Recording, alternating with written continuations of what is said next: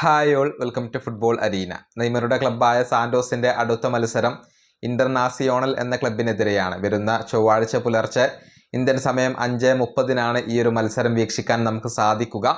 പക്ഷേ ഈ മത്സരത്തിൽ നെയ്മർ ജൂനിയർ കളിച്ചേക്കില്ല എന്ന വാർത്തകളാണ് ഇപ്പോൾ പുറത്തേക്ക് വരുന്നത്. പ്രമുഖ ബ്രസീലിയൻ മാധ്യമമായ ഗ്ലോബോയാണ് ഇക്കാര്യം റിപ്പോർട്ട് ചെയ്തിട്ടുള്ളത്. അതായത് ഈ മത്സരത്തിൽ നെയ്മർ ജൂനിയർ പുറത്തിരിക്കാനാണ് സാധ്യത. ഒരു ജാഗ്രത രൂപേണയാണ് നെയ്മർ ജൂനിയർ പുറത്തിരിക്കുക. കാരണം നെയ്മർ ഇപ്പോൾ ഉള്ളത് ഒരു പരിക്ക് ഭീഷണിയിലാണ്. കൃത്യമായി പറഞ്ഞാൽ കഴിഞ്ഞ മത്സരത്തിൽ തന്നെ നെയ്മർ ജൂനിയർക്ക് ഒരു അസ്വസ്ഥത അനുഭവപ്പെട്ടിരുന്നു.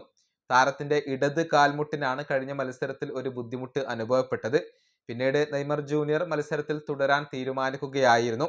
ഏതായാലും ഇനിയിപ്പോൾ അടുത്ത മത്സരത്തിൽ നെയ്മർ ജൂനിയറെ കളിപ്പിക്കുന്നത് റിസ്ക് ആണ് എന്നാണ് സാന്റോസ് കരുതുന്നത്.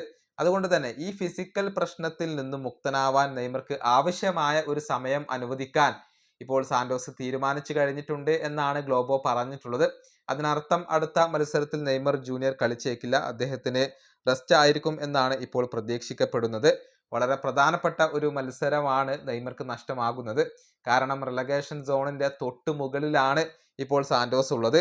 ഇനിയിപ്പോൾ അതിനുശേഷം നവംബർ 29 നടക്കുന്ന മത്സരത്തിൽ സ്പോർട്ട് റെസിഫെയാണ് സാന്റോസിന്റെ എതിരാളികൾ. ആ മത്സരത്തിലെങ്കിലും നെയ്മർ ജൂനിയർ തിരിച്ചെത്തും എന്നാണ് ഇപ്പോൾ പ്രതീക്ഷിക്കപ്പെടുന്നത്.